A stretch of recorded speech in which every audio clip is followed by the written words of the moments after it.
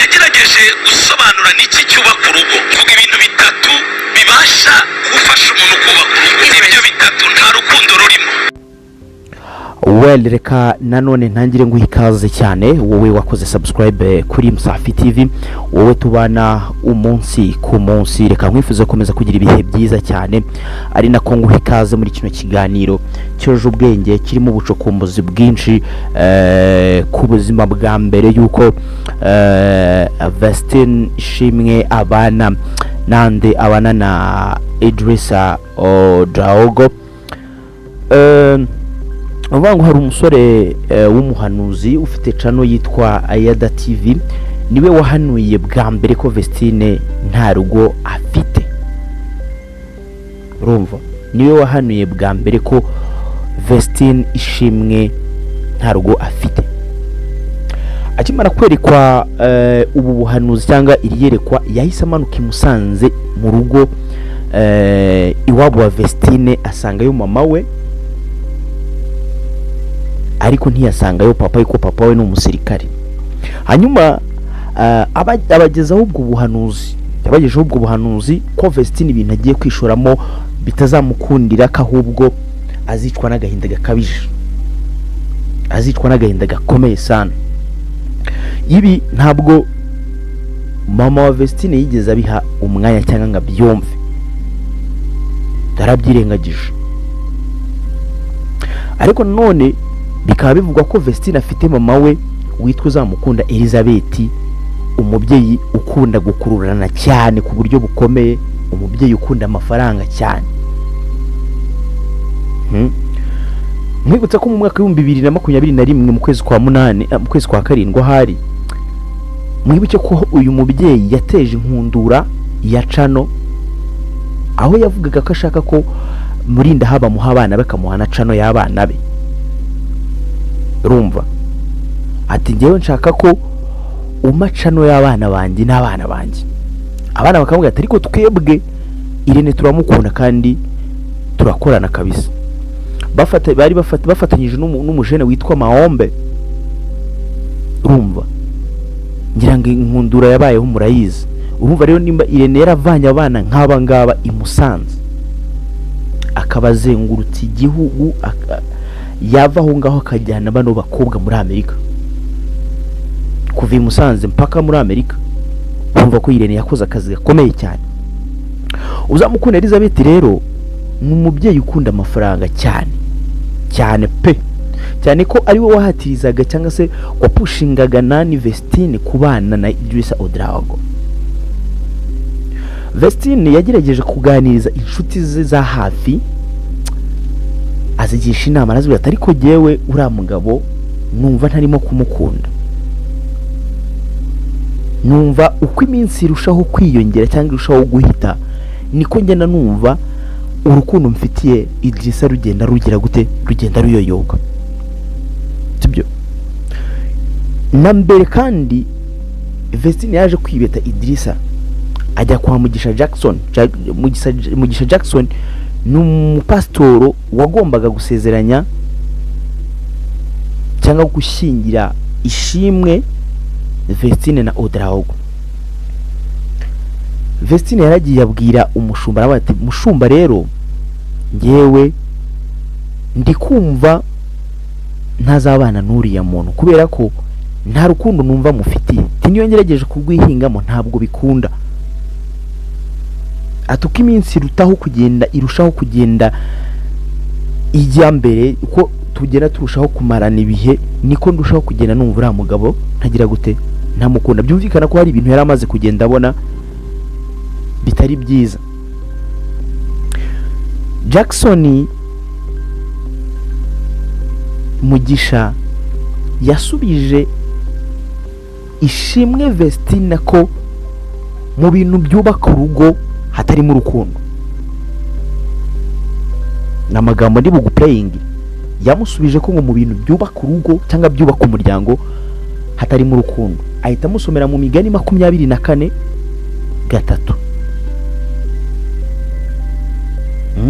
Bibiliya nanjye ndayemera pe, ariko hari ibyo wumva mukumva ntacyo byagufasha.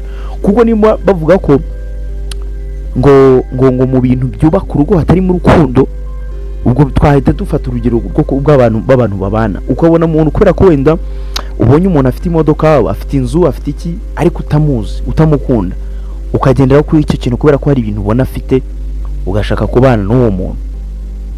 Ejo cyangwa ejo bundi nawe uzagira ikibazo uhura nacyo.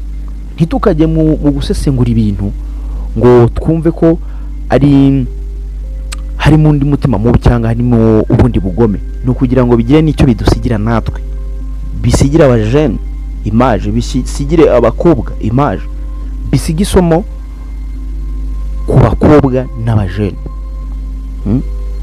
Kuko Vestine nta muntu we wahafata agerageje kwegera ngo amubwene se ko uyu muntu nge ko iminsi irimo iragenda uko nkomeza kuba ndi kumwe n'uno muntu ariko nkomeza kumva urukundo rutandimo. Bigira naho yibeta ajya gushaka umushumba we Mugisha Jackson, amugisha inama. Jackson aramubwira ati wapi, mu bintu byubaka urugo ntabwo urukundo rurimo. Ni ukuvuga ngo mu mezi 3 gusa urugo rwari rutangiye kugira gute kunanira Vestine, kuko binavugwa ko bakimara kubana nyuma y'ukwezi kumwe gusa, nyuma y'ukwezi kumwe gusa, Ishimwe abanye na Odraogo yahukanye asubira iwabo i Musanze. Nyuma y'ukwezi kumwe gusa yasubiye iwabo i Musanze.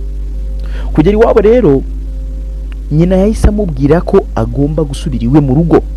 Aramubwira ati niko zubakwa mwana wanjye, genda ari amafaranga dukomeze tuyarye, atari ko genda bizagera aho biza, urukundo ruzagera aho ruze. Umukobwa aramubwira ati mama numva uriya muntu namukunda. Ariko umukobwa nta kintu yagombaga gukora, yagombaga kumvira mama we, asubira hehe kwa Odraogo. Byumvikana ko muri ano mezi 3 cyangwa se nuko kwezi kumwe hari ibyo yari amaze kuba yabona byatumye noneho yumva atagize gute, yumva atagishaka kuba like yaba ari kumwe na Odraogo, ariko urumva ko yahatirijwe na mama we n'umushumba Jackson. Vestine avuga ko yakomeje avuga ko uko iminsi nyine yakomeje kugenda ishira, ariko yumva urukundo rugenda ruyoyoka, rumushiramo rumuvamo kuri Odraogo. Ati rero sinzi nimba tuzarambana kubera ko numva rwose urukundo muri ano mezi 3 tumaranye hari byinshi maze kubona rero bishobora gutuma naba muri buno buzima. No kuvuga ngo uhituza ukanareba niba umwana aza mu biganiro akarira imbere ya kamera akavuga ati jewe rwose muri umuna wanjye ubuzima ndimo sinshaka kuzabubamo. Abantu bashaka twazana ubusesenguzi bwacu bamwe bagatukana, ariko ntacyo niyo watukana it's fine, ariko tuba tugomba kukubwiza ukuri kwibiriho. Umwana akaza imbere ya kamera akarira akabwira muri umuna ati utazishura muri bino bintu ukiri umwana muto. Abantu mukajya aho ngaho ngo n'umutima mubi. Nuvuga ngo hari ibyo iyo ni ukuvuga ngo nawe ubaye uri muri plot runaka cyangwa se uri mu kintu runaka, ibyo bintu bikaguhira, ntago wagena ngo ubwire muri umuna wawe cyangwa undi mujene ibintu ntazabijyemo kandi warahiriwe. Byumvikana neza ko urugo rwaramunaniye, niyo mpamvu adashaka ko muri umuna we nawe agenda ngagwe hehe agwe muri biriya cyangwa se yishore mu byingo, kuko aramwe ati njyaho kugira ngo ahubwo bijyemo nge nakwikubitira bakamfunga aho kugira ngo ukora amahitamo mabi nkayo nakoze. Mwibutse ko hari umujene wakundaga uyu mukobwa cyane kabisa. N'umujene wibera hariya i Musanze, ariko afite agahinda kenshi yatewe na Vestine. Ati kubera iki? N'umujene bakundanye wituriye Musanze nkuko nabikubwiye, wafashije Vestine kumwishyurira ishuri. Umuryango w'iwabo n'uyu musore badashobora kubana n'ibyo kurya, ariko akemera akikokora akavunika akababara agakora iyo bwabaga kugira ngo abone minerivare yande ya Ishimwe Vestine. Jama yicururizaga butike yorora n'ingurube. Bikaba binavugwa ko uyu musore yaje kugurisha ingurube ze kugira ngo akomeze yishyurire Vestine yiga ishuri arangize aho yigaga muri groupe scolaire Muhoza. Ndavuga Ishimwe Vestine. Ariko umukobwa akimara kuba icyamamare yahise aturukundo rwe rwa nyarwo kubera kabonyisha ishitamba abayikurikiriye nde Odraogo, ariko nanone asa naho abihatiwe nande, asa naho abihatiwe n'umuryango cyangwa se n'abari bamusarawuniza, kuko na n'ubu abantu benshi ntago bumva Vestine, ntago bamwumva, kuko mu bantu be bamuzengurutse nta muntu atagerageje kubwira iki kibazo ko we yumva atakimeze gute, atagishaka kuba ari kumwe nande na bwana Odraogo umugabo we. Hari andi makuru rero avuga ko umujene wahanuye ko nta rugo ishimwe afite, channel ye yitwa Ada TV yamaze kuba yavaho, yamaze kuba yasibwa kuri YouTube channel, yamaze kuba yavaho kano kanya tuvugana. Abantu bakavuga ntese bwaba ari ubugome Irene yaba atangiye, kubera ko uyu mujene yavugaga ko afite ibintu byinshi azi kuri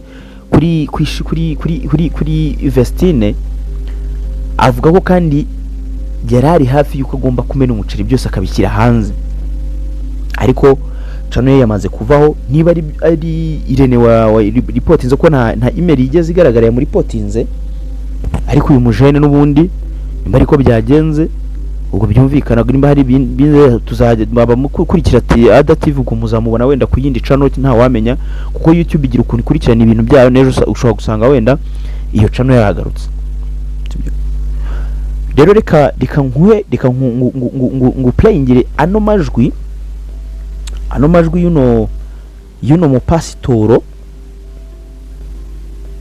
abwira Vestine ko, no mu pasitoro Mugisha Jackson abwira Vestine ko mu bintu byubaka urugo, amafaranga, urukundo nako rutarimo.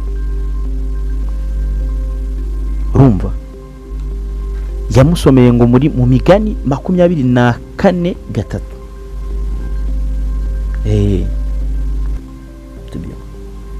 reka ngo playingira no majwi ngendagaruka nyuma yaho. kuko ninjye wabigishije, yagerageje gusobanura n'iki cyubaka urugo, kuvuga ibintu bitatu bibasha gufasha umuntu kubaka urugo. Ibyo bitatu nta rukundo rurimo.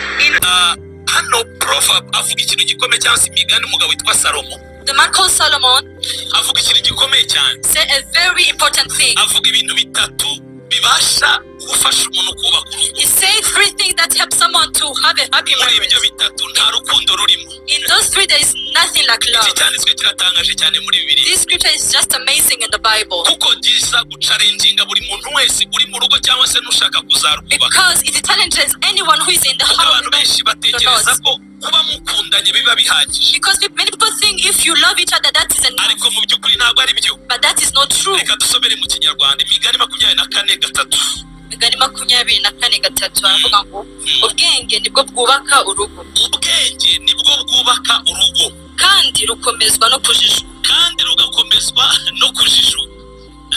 In English, through wisdom is a house builded, and by understanding it is established. Komeza kandi gafasi kanyuma. Verse 4, and by knowledge By knowledge shall the chambers be filled with all precious and pleasant riches. riches. Mu yandi magambo asobanura ibintu bitatu. In other words, he has planned 3 things. Twagerageje nabo kubiganira nabo kuko ninjye wabigishije. We have talked about it with them. Avuga ikintu cyitwa ubwenge, He said wisdom, avuga kujijuka, he said understanding, avuga n'ubumenyi. and knowledge. Ibintu bitatu bikomeye cyane. Very important 3 Mu yandi things. magambo iyo ibintu bitatu biri mu rugo, In other words, if these 3 things are in ibyo a marriage, byongera bikabyara urukundo. are the one that bring back the love. Mu yandi magambo iyo ugeze mu rugo, In other words, if you reach the amatsiko marriage, mwese mwari kuba mufite arashira.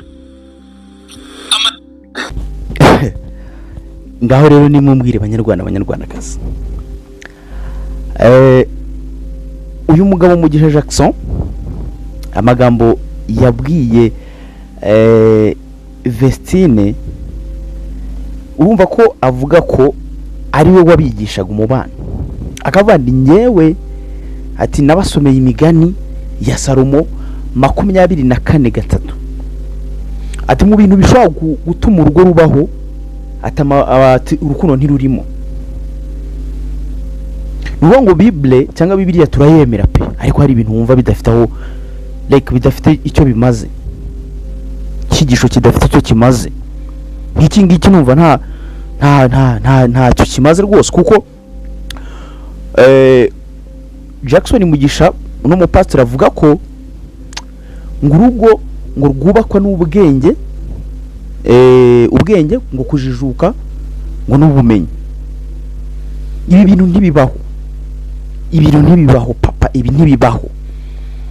Abakozi b'Imana nk'aba ngaba kabisa wapi ibi bintu ntibibaho. Ni ukuvuga ngo ibi byatumye undi mwana agira ubushako rubi, kubera ko abo yagerageje kwitabaza bose bamaze nk'aho bagiye bamwima amatwi.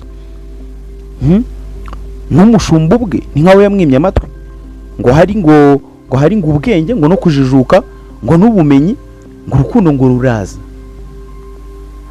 Ninde wababeshye gutyo? Ninde wababeshye ibyo bintu ko bibaho? Habanza urukundo ibindi bigashamikiraho.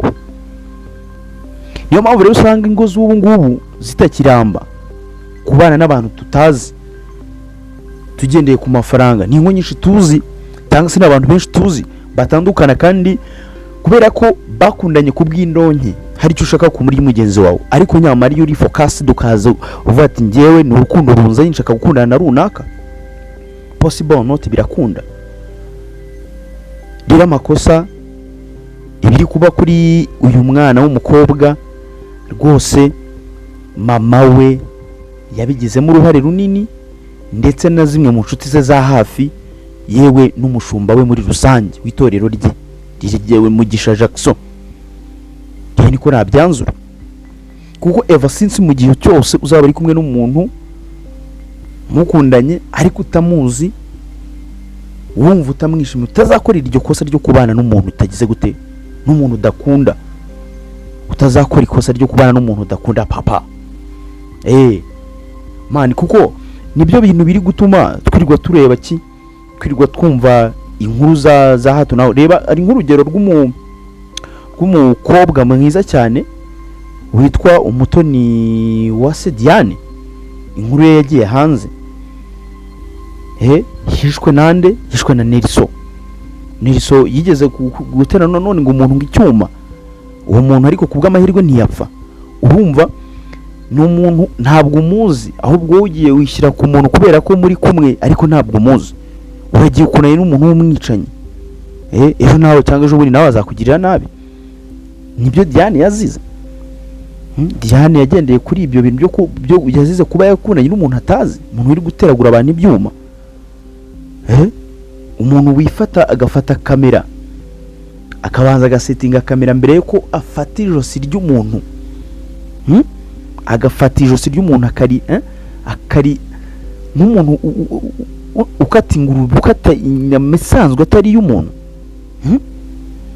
Ibi bintu bijye bidusigira amasomo, twige sosiyete yigireho, kugira ngo ejo cyangwa ejo bundi impfu nk'izi ngizi zitunguranye tutazi ngo zije zite zigabanuke, n'amakonfuri mu miryango agabanuke.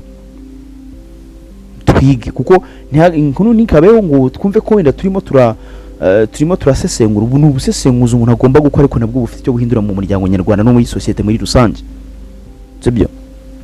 Niyo mpamvu rero ibyo uyu mwana w'umukobwa byose ari gucamo rwose ni inshuti mbi, ni umubyeyi we wamubereye kasha, wikundira amafaranga, wikundira ibintu, n'abajyanama be babi cyane ko yababwiye ati ngewe uwo muntu rwose numva uko nkomeza kubana nawe niko numva ngenda muzinukwa, niko numva nashaka kuba ndi kumwe nawe. Urumva nuvuga ngo umuntu murabanye tout suite ntabwo umuzi, muri cyagiye gito mu mwanya cyo kumwinga uhise wumva utagishaka kugira gute. Nuvuga ngo uhise ubona ibintu bidasanzwe bituma wa muntu udashaka kuba waba ugize gute, waba uri kumwe nawe. Reka tureke na Vestine, bihise bituma wumva utagishaka kubana nande na wa muntu, kubera ko wakozemo ikosa ryo kubana n'umuntu utazi. None igihe cyo kuba wamumenya cyararinze warangije kugwa mu makosa. Nk'ubu Vestine yiciye Future yanze kwiga ashaka umugabo. Ubu umuziki wanze Vestine guhasuringa byaba bitangiye kuko amashuri yemera umuntu kubona akazi muri kino gihugu murayazi ntayafite. Yirukanye gushaka umugabo. Urumva ko ibi byose bivemo isomo ko ntibitukumva inkuru gusa ntitugire icyo dukuramo. Tujye tugira ubwenge twigire ku bintu biri kuba. Ubu rero aba blaming abo ni mu blaming abavuga ni bavuge ariko uko niko kuri guhari tugomba kujya tubabwiza ukuri mukakumva cyangwa nimukumve ariko tukababwira ukuri kw'ibintu n'ubusesenguzi bwa nyabyo n'ukuntu ibintu bigomba kugenda. So reka bifuza komeza kugira ibihe byiza cyane. Mwebwe mwese tubana mu biganiro bya Musafi TV nizera ko mukomeje kugenda mugubwa neza cyane aho muri mu bice bigiye bitandukanye ari abameze neza. Reka bifuza komeza kugira ibihe byiza cyane. Hanyuma namwe abatameze neza reka mbabwire nti hari igihe bigera cyangwa se hari igihe kigera nabyo bigahinduka bigakunda. Uwariraga agaseka uwasekaga nawe akarira. So reka nkomeze kwifuza ibihe byiza cyane nkuko bisanzwe yo call me yo Safi Tiger.